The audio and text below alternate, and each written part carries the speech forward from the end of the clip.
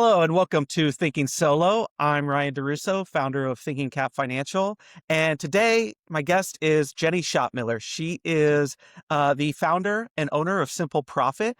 She's a CPA and LMFT, so she can both do your taxes and talk about your personal life. This is a wonderful combination. And Simple Profit is an online tool and resource for accounting and tax services, as well as provides education and ongoing education opportunities. Jennie, thanks for being here. Thanks for having me. Yeah, I really wanted to have you on because one of the ways that I really started getting into financial planning was working with therapists. And one of the few other voices in the space that were working with therapists on financial stuff was you. And so you are always someone that was, you know, I would hear your name about or always, in the peripheral. And we've had a chance to have conversations over the years. But yeah, I really wanted to dig more into your business and learn more about your journey. Great. Yeah. So why don't we start there? Like how did you get started and how did you kind of end up where you are today? So I started slow. If I give the whole story, but I'll try not to make it too long. I tried to go to college right out of high school, but it didn't really work out. And so I went and worked for a while and I figured out what I thought I was interested in. And my mom helped me a lot. And then I went back to community college, took a couple classes, and I found out that I had an interest in and an aptitude for accounting. Mhm. So then I went to a university and I was a little older. I was a little older student. And I remember you take your psychology class. This is a part of the regular classes. And I remember thinking, this is so interesting. Like, this is really cool. But I had kind of already decided accounting. Mhm. So I just followed that path and I was successful. I did well. And then I had a reason to be in some more intense therapy for personal reasons. And after 2 years of therapy with just an amazing therapist who changed a lot of stuff for me in terms of things that were hanging around from my childhood and I was dealing with. And I remember walking out of that last therapy session, termination session, and saying, "What a cool job! What a neat thing to be able to help people change their lives for the better." And at the same moment, I had this idea that I was less distracted when I was in a therapy session than when I was at work. So my ADHD, when I'm at work, there's ping ponging things happening all over the place, and it's hard to focus because there's so many distractions. Most of them coming from in my own brain. But when Mhm. I was in a therapy session, I was just in the therapy session. It was just so easy to focus on that moment and time. And I had this simultaneous thought that wouldn't it be cool if the main thing you did for income, you weren't distracted during it? Wouldn't that be neat? But I was also a single mom and I made good money and I wasn't going to go stop and be a therapist all of a sudden. I just didn't have that option. So a few years later, I get remarried. I have some kids. They're premature. We decided it made sense for me to stay home, which I was super excited about staying home. Mhm. But I also have this issue of I don't sit still. So once they're home from the NICU, they're settled, and I was like, how long am I going to stay home for? Like this is kind of this new world, and we decided I'd stay home for 3 years. And so, I go look on my laptop. I'm like, ooh, I could get a therapy degree in 3 years. Why don't I also do that? There you Because go. staying home with twins and four older kids, three of them my stepkids, apparently didn't seem like enough to do. And so I went back to school also. So I put my kids to sleep and then the sitter would show up and then I would go off to take a couple classes. And so it took me a while to graduate. It took me 6 years to get my license Wow. because obviously busy. And once I got my license, I opened my private right around that right before I got my license. I started my private practice because in Pennsylvania you could do that at the time. Mhm. And I started going to case consultation with other therapists. And guess what they talk about? Do you know how to do a budget? What do I do about this? Like, do I have to follow this advice? And I was told this, but I don't know if I can do that. So at first I just put my hands over my ears and said, no, no, no, no, no, I can't hear that. I'm not an accountant anymore. And then somebody said to me, Jennie, could you help me with this? Because my mother really messed me up for money. And I took my hands off my ears and I said, well, we're not letting that happen. So the therapist in me instantaneously merged with the accountant in me to determine that I could actually help therapists with the stuff that I know about business. Because starting my own private practice was easy for me. I have an accounting degree, but it's Yeah. not so easy for everyone else. And so that is how Simple Profit started. And I was very fortunate to run across some incredibly helpful and important people along the way that helped me know to start a Facebook group and know how to make courses and taught me that. And also give me the idea of forming a membership. And I've always approached it as a accessible, low cost option to learn about business stuff because you don't have time when you're running a business to go back to business school, and you don't need to. You Mhm. just need a kind, helpful, non-judgmental, knowledgeable person to just give you the tips or point you in the right direction or tell you what you need to know and help you figure it out. I mean, I love that. Part of the kind of I've talked about this in the past is, it baffles my mind that, like, 50-60% of the therapists that are in school today are going to end up being in private practice, i.e., running Mhm. a business. And there is literally no education on it. And the fact that you are providing that education to get them started and get them like thriving is one badly needed clearly because you've seen the response, but also just very worthwhile to the overall mental health of America and whatnot. Because the more the therapists thrive, the more that they can do the work that they do. And a really interesting aspect on that idea is that other business owners, not just therapists, don't have it either. So if you Yeah, start a landscaping business, nobody taught you about running a business. If you yeah, start a yoga or Pilates studio, you might not even have gone to school, and you could have, maybe you went to school for something else, and nobody taught you about business. So there is a huge number of small business owners. What they know is what they are providing as a service or a product to their customers, clients, or patients. What they don't know is about business. And then on the flip side, there are tons and tons of accountants out there that have never owned a business. So when sure. you, as a business owner, need to know about a business, you're going to an accountant that is a W-2 employee. There's a mismatch there. Like, they might know stuff because they did go to business school. So maybe they could help you, but they haven't been in the trenches. So they might be lacking in their ability to inform you, and they might not actually have the confidence to help you even in their own business. So some of the time, if you go into, like, I'm in a lot of tax and accounting groups. So Hmm. I have bookkeeper groups and tax professional, like tax preparer groups. And they ask the same questions that therapists do. Yeah. I will see a tax person, they'll say, should I be an LLC or an S Corp? And I'm like, okay, therapist, look, you're not the only ones that don't know. Sometimes even the accountants don't know. Yeah. Yeah, that is actually one of the more shocking things that when, I transitioned to what I do now, learning that how everyone is kind of learning on the go as opposed to like when you go to someone, they may know it, but they may not because they haven't lived it. Another example of that is it's a term that I kind of came up with. It's called sequence of cash flow risk, meaning like when you are just getting started, you have monthly bills that come out every single month, but your cash income may be up and down. And so depending on when those bills hit, it could put you in a really dire situation or not. And like if you go to an accountant that has just been a W-2, they've never lived that because they get paid by month and they they pay their bills monthly, and so it's all good, it's all gravy, but, like, unless you've actually lived that experience, it's really hard to guide on how to manage that, in my opinion.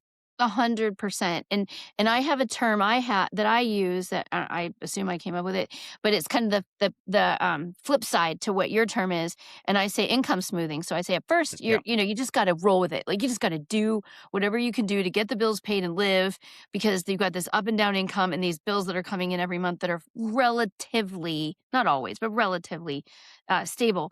Mhm. And but then when you start to have a little more cash flow, then you wanna say, "Look, when I had had a really good month in the business. I don't want to put that on my personal necessarily because I have the same bills. Save into my business so that when I have a low income month, I Exactly. can still pay myself. And then it's sort of related to the idea of PTO. People say, "Hey, when I'm in, one of the things I really miss about working for someone else is having paid time off." I'm like, you can have paid time off as a self-employed. You just have to do Yeah. this income smoothing thing Yeah. where you save a little money because that's all your employer ever did. When you brought in money for the company or someone else did, then they saved it. So they knew when you weren't working, they could pay you. You can do exactly the same and you can think of it as PTO and you pay yourself when you're not working and you pay yourself when you have a low month and you want your money flowing to you to be more steady and consistent. Like Hmm. when I was new in business, I wouldn't, not because I am hiding anything, but I wouldn't necessarily mention to my spouse that, oh, I made $500 more this month than I thought. I just saved it so that next month or 2 months from now when I made 500 less than I thought, Yeah. "Hey, hey, hon, same money coming in." Yeah. Yeah, there's 2 consistent things I would say I say to well, I wanna get back to your journey, but there's 2 consistent things that I, say to, new business owners. 1, just because you work for yourself doesn't mean you don't have a salary, because you still have a salary. You need to pay yourself the exact amount that you need to cover your costs every Yeah, year, every month that is, until you have built a a um, chunk of that excess savings, like cash. Yeah, yeah, right. exactly, and the other thing is the first time, that they do taxes in a successful year where they've had a really successful year and they owe a ton, I'm like, "Well, welcome to the club because everyone has experienced that, and I'm sure you are often seeing people after they've experienced that for the first time and are now trying to get things kind of, Yes, uh, all the righted." time. Yeah, yeah. Right, and So there's tell and Oh, I go ahead. see people come at it from 2 ways because it's really a lot about where your own, personal drivers and neurodivergence and all that factors in. So I have people I help where they're like, I'm gonna make a lot of money, I'm gonna owe a lot in taxes, help me figure it out 2 years before it happens." Yeah. And that's great because that's they're worried and let's get rid of that anxiety and let's make a plan because that's gonna help them. And then I have Mhm. the people that are like, I made a lot of money last year and I didn't think that I need to owe this much. And now I'm in this very scary place. Help me through it." And so, okay, great. Let's meet you where you are and let's help you through it. And wherever you are, there is a solution. All these problems are fixable, and we just need a plan, and you just need support and help and guidance. Yeah, that's great. And I think I know the answer to this next question based on your intro, but it sounds to me like you never necessarily expected to go out on your own. But I could be wrong there. Was it something that you were always like, I kind of want to work for myself one day, or like even when you had the W-2 job, or is it something that kind of presented itself after you had your twins and were shifting to private practice? I never thought about it Yeah. until it happened. Which is kind of funny now that you bring that up to think about that I never really planned for this. Hmm. And I would say that there's a lot about my journey as a business owner that hasn't been planned that I mostly tried to go with the flow but with thoughtfulness and and along the way. Like I'm not trying to just make reckless decisions, but I'm also bending and managing around life and what's happening as my kids have grown up and those twins are now 18, and there's been a lot of things that have happened over the years that have influenced my path. But what's funny is that so I when I graduated from school and I got a job at the same place that I interned. So the last year of graduate school you spent interning for LMFT in Pennsylvania and most places, a lot of places. Hmm. So I just stayed there. It was the easiest thing. Just stay there. I already, knew the ropes. So I stayed there and it took me 6 years then to get my license. And it was about the start of year 5 because I was working very part-time because I had a lot of stuff going on at home. So I about the start of year 5 I started to get really burnt out on community mental health, which most people cannot last in community health even 5 years, and there are people who last in their whole career in community mental health, and they're not me. So, I about year 5 is when I started to think, "I gotta get out of here," and I knew I was getting closer to getting my license and finishing my hours. So that's when I really started to think, "Well, what's next?" Like, I hadn't really thought I wanted to be a therapist. Mhm. I didn't have an idea that I wanted to be a private practice therapist. I just wanted to help people. So when I hit that point where I was getting burnt out, then I had to think, well, where do I go next? And so I was in, I had some bad supervisors and some amazing supervisors. And one of my amazing supervisors was in private practice. Actually, a couple of them were. So I started just thinking about it, like, well, what does that mean? And okay, so all I really thought about at the time was I gotta get an office. Okay, so I want to have a private practice, get an office. Right? That's what I have to do. Yeah. So I did. I found an office. I went furniture shopping in my house as well as at IKEA. And then I bought one expensive thing was my couch and my lamps. My couch and my lamps were new and expensive. Everything else was either from my house or from IKEA and maybe a couple things from HomeGoods, but really inexpensive stuff. So I got this office. It had no window, but oh my gosh, I loved that office. There was Mhm. without having planned for it, without having had it be a dream, the freedom I felt when I was in my own office and I didn't have any BS policies that I had to follow. I got to make my own. Oh my gosh, I was hooked. I from that moment on, I was never gonna work for anyone else again, unless I had to. Like, of course, if I had to, if everything Yeah. came crashing down, I had to go get a job, I'd go get a job and make sure I was okay. If I don't have to, never, ever, ever wanna give up that feeling of freedom that I felt when I was in my own space. It was amazing, and it wasn't until maybe 4 months later is what I'm guessing. I got my office and then I just studied for my exam because I hadn't passed the exam yet. So I studied for my exam. I had, like, 2 clients and then 1 quit. I was like, "Ah, oh my gosh, Oh, this no. is so scary." And then I had, 3 clients and 4 clients and 1 quit. And I'm like, "Oh my gosh, oh no, I lost it." And then, it just, it was slow and, but it grew. And about 4 months in, I was probably 4 months after getting my license, I was like, "Oh, I gotta do some accounting. I gotta do some accounting." And that's probably around the time when I started hanging out in case consultation groups as well, and, started getting my own business act together, and then slowly started helping people here and there. But man, I wouldn't go back, and I am so glad that I fell into it. Yeah, no, that's interesting because when you were making that transition, I mean, you and your partner were obviously talking about this and planning it, and it wasn't a requirement that you needed to work or anything like that, at least for the first 3 years. But as you were making that transition, were you doing, tax filings for, like, extra income on the side, or was it just focused on the therapy? That was just therapy. Yeah. I really, when I switched careers, thought that I had put accounting behind me except for my love of spreadsheets, which anyone who's in my membership knows how much I love spreadsheets because I create some very cute and very fancy ones. So I had this spreadsheet when I was working towards my clinical hours that tracked my sessions and my supervision hours, and I would sometimes show it to my fellow therapists at and where I worked, and they would look at it and said, "Jenny, I am simultaneously impressed and scared by your spreadsheet because it was so fancy and had formulas and so I thought that the spreadsheets was the only thing that I had sort of held on to, and I was doing no accounting, and my accounting license, I think, was inactivated. My CPA license was inactivated for, I think, like 12 years. I just put it on inactive. When I decided to stay home with my kids, or when I kind of like it was both possible and necessary to stay home. I just put my CPA on inactive because I thought, well, I want to have that as a backup plan. Like, what if this Yeah. therapy thing doesn't work out? What if I'm terrible at it?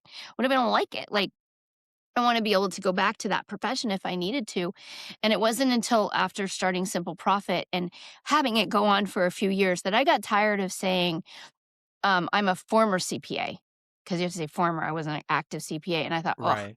I am just gonna get it reactivated so I can just say I'm a CPA." It was really the only reason I did it, because I wanted to be able to not have to say former because it was annoying to type that out on social media all the time. And so I had to do 80 credits and I did it in 6 months to reactivate my license. Yeah. It was it but that's the ADHD. If I decide I wanna do something, just focus and do it. Like, just turn that it gets I don't think I turned on, it turns on. And because I decided I wanted to and I was interested in it, boom, I got it done. And Yeah. then that's when it's only actually been recently that I've started to offer more traditional bookkeeping and tax services.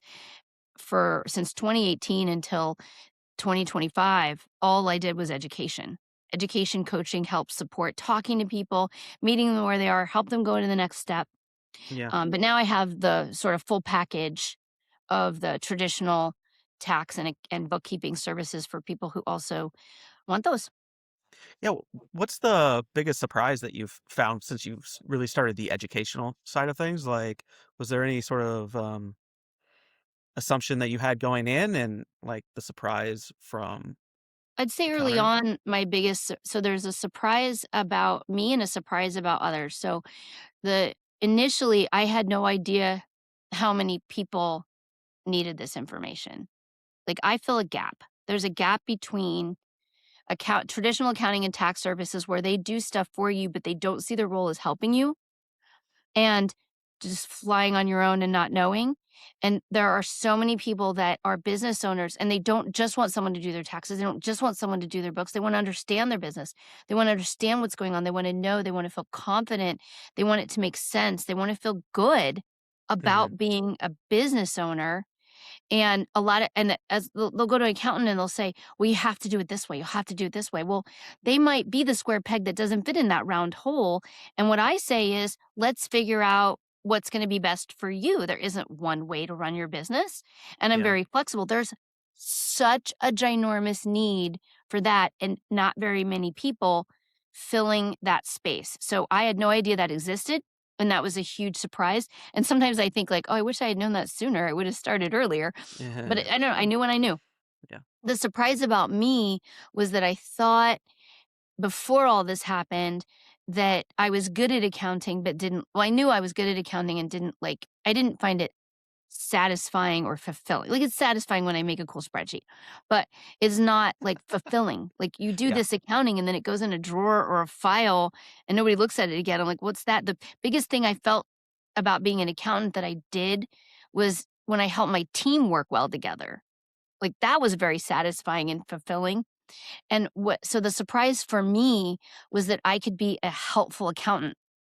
That I Hmm. didn't have to just do accounting that nobody really actually cared about.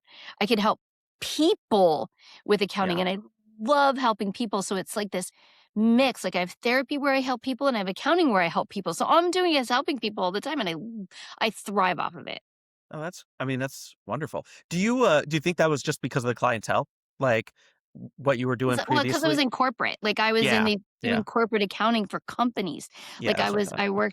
I worked for Arthur Andersen until it all fell because of Enron, and that Yeah. was a really scary time because we basically all just lost our jobs as a whole office together, hundreds of Yeah, that's us. terrifying. Thousands, I guess. And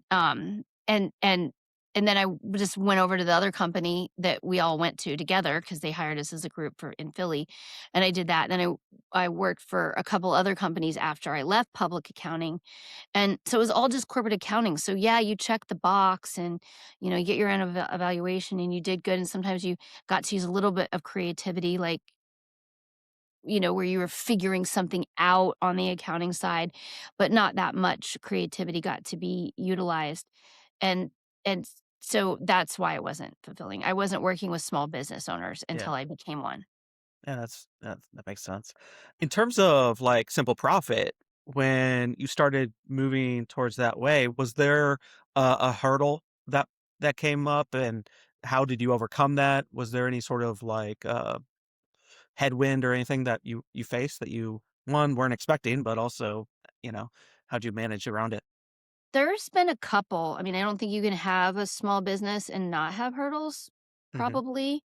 Um, there's a big learning curve at the beginning. And for a long time, it was just easy because I knew what I knew, and there were lots of people who wanted to know what I knew, and so it just was a nice symbiotic thing that went along. And then I would say one of my first hurdles that's just jumping out of there's probably ones I'm forgetting. Probably because once you go over the hurdle, you don't necessarily look back and go, "Oh man, that was a hurdle." Yeah. Yeah. But the one that really, two that really kind of pop into my mind is that when my Facebook group grew to be so large that I couldn't manage it. And it's not easy. Like people say, like, "Oh, just get help." But the thing is that it's hard to find. I mean, I do have help. I do have a couple people who do help me with the Facebook group, but nobody knows my resources the way that I do. And so when I'm answering someone's a question in like in Facebook, I don't just answer the question. I answer the question and I tell them where they can go for more because I can't tell them everything on Facebook. That's just not possible.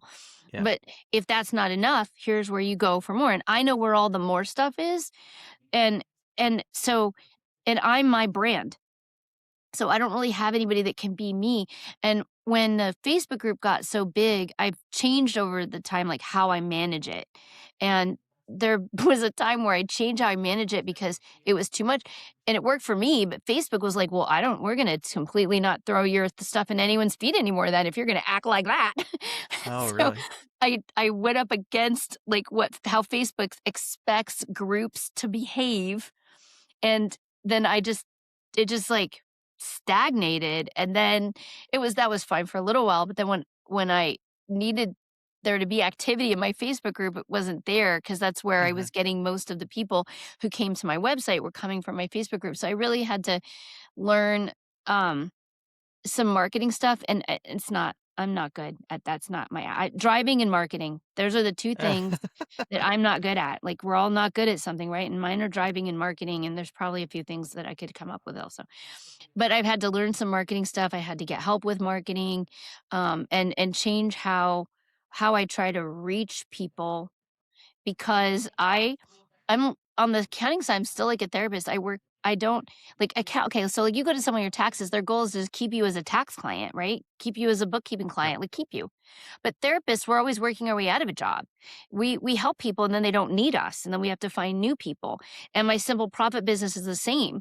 I'm helping small businesses. I'm not the person that's going to help someone who has, wants to grow to have 10 locations and 50 therapists. Like you're going to Hmm. find a fractional CFO or some kind of someone I help the small guy, the little person, the one that wants to hire their first person or has like 5 or 10 people and they're trying to figure out how to pay them or they're solo. Yeah. And so when people graduate from me, there's always people, they come in, they go to my membership, they learn what they need to do, and they move on, which is how it's designed. But then I have an inflow Yeah. to match the outflow at least, right? Because I'm also making a living too, and I offer things at low cost. I had to learn marketing. That was a hurdle, and I would say I'm still like trying to jump over that hurdle. Partly over the hurdle. I'm like, oh wait a second, there's another hurdle. Like, oh my I'm gosh. just amazed that you were able to build a huge following on Facebook without knowing marketing, so you say, because And here's that is why. the one social is the one thing I cannot figure out of And all I things. miss when it was so easy Yeah. because all I ever did was I went to other because I'm a therapist too, so I legitimately could join other therapist groups. Sure. And I would Yeah. make sure I knew what the rules so I'm not violating any rule of any therapist group. And people would always have questions. Some people always have questions about tax and accounting. So Facebook at some point started to notice I answered those questions and they would feed them to me. So if someone asked a question, I just say, here's the answer. I don't no expectation. I'm not Yeah. don't have to pay anything. You don't have to move anywhere. I'm going to answer your question right here where you asked it. But hey, I also have a Facebook group. Over in the Facebook group, answer your question. Here's the answer. You don't have to pay for the answer. Here's the answer. Mhm. But by the way, I also have a membership. In the memberships where you can get spreadsheets and tutorials and learn and ask unlimited questions of me and come to my webinars and all those kinds of things. So for the people who wanted more. So the reason I was able to do that when I don't like marketing is all I did was help. I'll help you and I'll tell you where you can go more. And then there are people that wanted more. And that worked out so great until Facebook said, we don't like your behavior and we're going to punish you. And then nobody's going to see your stuff anymore. Yeah. And that was fine. For a while, I got a break and that was good. The second hurdle is this year. So people ask me all the time, "Do you do taxes? Do you do taxes?" And I never offer tax services because I like the education. That's what I love to do. So 2025, not this year, last year, 2025, I hired a bookkeeper and I started offering traditional bookkeeping because I'm maxed out. Like I work 60 to 80 hours a week, sometimes more. I Wow. can't do more. So I hired a bookkeeper and love, love, love my bookkeeper. He is very like conscientious, asks lots of questions, wants to get things right. But it took a while for me to be able to trust another person with like my people that I help, my clients are my people. And I have to make sure I'm putting them in good hands. And so then in December, I hired a tax professional as an employee, and now we're offering tax services. And that is probably the scariest thing I've done since starting Simple Profit because everything else is just organically grown. Hmm. And this is we're, like, launching. Like, we're Yeah. just I put it up there, and then people join, and then it grows, and then modify. No, this is it's starting now. Because to really hire someone I can develop a trust with and that I can work with, they have to be, like, full-time, just, like, not so I hired a full-time person, and now I gotta make sure they have full-time work, and I know there's a huge need, and it's so far working out, and I'd say maybe the last couple of days, I've been like, "Oh, I'm not as scared now. Okay, alright, I think this is gonna be okay." And I don't know 100% it'll be okay, but I'm not as scared, and I think it's looking good. And there's been, like, a gazillion little hurdles in this because when you start to do something quick and you launch a big thing all at once, oh my gosh, software problems, Yeah. glitches, like, all these things that have happened is it just feels like a million hurdles that I've tried to jump over with, the person I hired and Ryan, he's great. Doing it together, that's good, but, like, oh my gosh, like, a million hurdles doing this huge thing. And I always tell people when they're like, "Should I do this and this?" I say, "Don't do 2 new things at once. Do 1 new thing at once." Like, they're like, "Should I become an S corp and hire and transfer my 1099 contractor to be W-2 and do an S corp?" I'm like, "No. Like, let's not do it all at once. Let's do 1 thing, get Yeah. that down." And I feel like I'm doing 10 things at once right now and going against my own advice, but we'll see how you should check And in with me at the end of the year, and we'll see how it went. I was gonna say, besides your own taxes that you file, like, it's probably been a while since you actually looked done the tax software and stuff like that. Is it Well, I like never really did the tax software. I was an auditor. When I was in okay, public so accounting, yeah. I was an Yeah. auditor. So, I mean, I had tax classes. I know about taxes. I do my own taxes. I educate people on taxes. I had to do 80 continuing education credits every 2 years Yeah. for CPA versus 30 for LMFT. So it's a lot more. I do all of it in tax. So I know a ton of tax. But I don't do taxes. That's why I hired an Yeah. expert to do taxes. I'm not gonna try to pretend I'm an expert that I'm not. But I did auditing, and where that really has helped is that I was an auditor. So when you're an auditor, you go into companies and you learn about the guts of the company and their processes and how it all works and communication and financial processes and structure and all that sort of stuff. So all my business background comes from auditing and seeing companies and how lots of different companies and how they non for profits and schools and corporations, how they all work. And to me, that the taxes, there's all these their own little rules for taxes. There's lots of different things. It's a completely different world for taxes. So I Okay. Yeah. understand them, but I don't actually do them. Okay. But I now have an expert who has been doing taxes for a long time. And so together, that should be hopefully a winning combination because I'm here to answer questions and help, and then I've got a tax person to do the expert tax stuff. Yeah, that's awesome. So this could be maybe the toughest question then for you. Uh-oh. Like you said you work 60 to 80 hours a week. Like how do you unwind? How do you relax? How do you kind of allow yourself to keep up the energy to do what you do? So the energy all I think comes from ADHD and interest level motivation. So I'm interested in what I do, so that motivates me and I care about people. So for example, right now I'm way behind on my emails. And I am upset by that because there's people out there that have questions for me that I haven't got back to them and it really Mhm. bothers me. But because I'm interested in it, I just keep going and going and going. And I would say, okay, so a couple things I do that are small. Um, because where are you gonna fit in the Yeah. relaxation when you work as much as I do, and I don't know anyone that works as much as business owners. Like, we work so much, but it's because our businesses are our babies, we're taking Yeah. care of them and growing them up. Um, It's also because what you just described, like, oftentimes we're finding ourselves in a situation like, I know for me, I worked, in something I didn't really enjoy for many, many years, and then when I found something that I really enjoyed, like, it was much more motivating, much more energy to put towards this because I really liked doing it, and oftentimes when we're talking about a small business owner, it's because they've chosen that because it's where their skill set is and what they enjoy doing. So, exactly. yeah. So the couple of little things I do is that,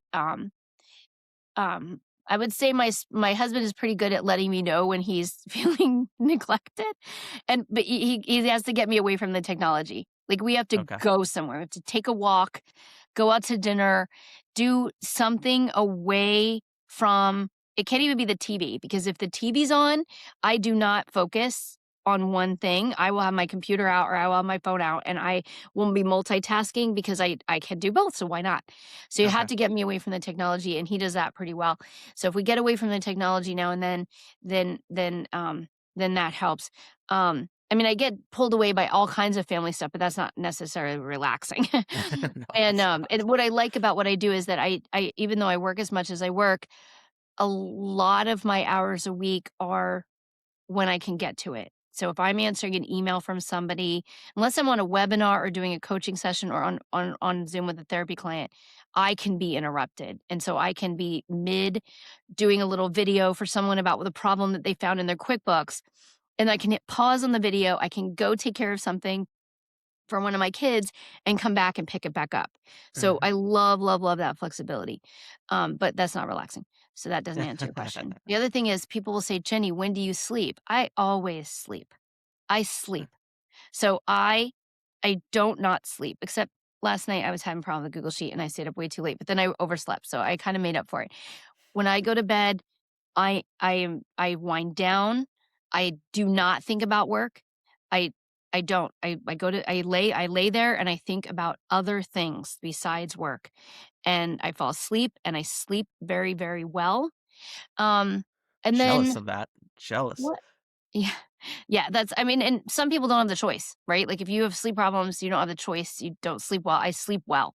And if Yeah. I didn't sleep well, I probably would not not be able to do this. What else do Yeah. I do I for actually relax? found that one of the funny things when I switched to what I do is I went from worrying about other or my finances to worrying about other people's finances at night. Yep, So that's a interesting dynamic, when you're sitting there being like, "Gosh, I really hope they got that raise," or whatever. right. Yeah. And I guess the other thing, I mean, this is one of those areas, relaxation, where I will get there eventually. I'm not there right now. Like, I do have a plan, at some point to not work this many hours, because at some point life will take that away from me too. But, I do really enjoy, because I'm very social, I'm very outgoing. So when I get the chance, which isn't that often, to just step away from everything and see a friend and go to lunch or go Mhm. home and visit my family, even though I'll still work there. But, like, when I get that chance to just be around people and socializing, um, going out to eat, stuff like that, that I consider that relaxing, because again, I don't have an off button. So Yeah. relaxing to me doesn't necessarily look like, other than if I'm trying to go to sleep, it doesn't really look relaxing. But just Yeah. talking to people, I find relaxing, Yeah, that's great. personally. Yeah, that's wonderful. Any advice you'd give to someone who's about to go on their own? That you can do it. Like, you absolutely you just need some help. You just need to know, you need a place to ask questions, and you need someone who's going to give you non-judgmental help when you have those questions. And whatever you do for your clients is way harder than the business side is going to be. The business Mhm. side is easily understandable. There's only a certain number of things that can go wrong in an accounting system, and 100% of them are fixable. There are unlimited things that can go wrong inside of a person or a family system, and they aren't all fixable.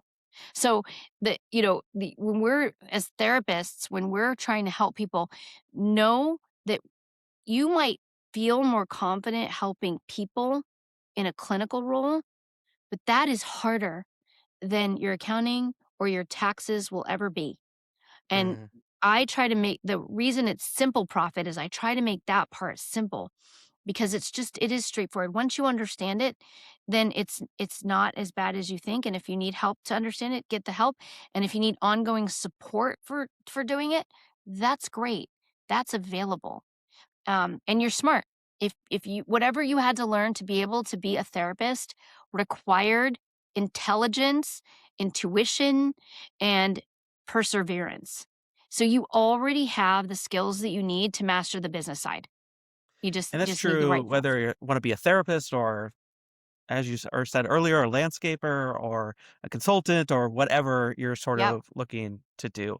Yep. This was fantastic. I really appreciate you being here. How can people find you if they're interested in reaching out? Just go to simpleprofit.com. It's all right there on the page. Accounting and bookkeeping at the top. Down the left side, there's, well, okay, I should say, if you're listening to this in the future, maybe it'll be changed by then. But there's a list of all the free stuff. There's a list of what you can get in the membership with video previews so you can see before you sign up.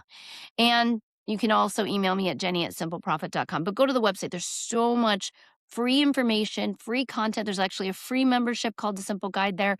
Tons and tons and tons of stuff. That's a great place to start. Yeah, and I would encourage anyone listening to do that. And we talked about therapists a lot, but Jenny actually works with any sort of solo business owner or small business owner. So feel free to reach out for that, and we'll include that in the show notes as And well. refer your friends. Like you know, you're a therapist and you have a Absolutely. friend that's an OT and another friend that runs a Pilates studio. Send them all my way. I'm Yeah, happy to help them all. exactly. Well, I appreciate it, Jenny. This was wonderful. Again, this is Thinking Solo. I'm Ryan DeRusso. You can find me on LinkedIn under my name or on YouTube at Thinking Solo, and I will talk to you next time. Have a good one.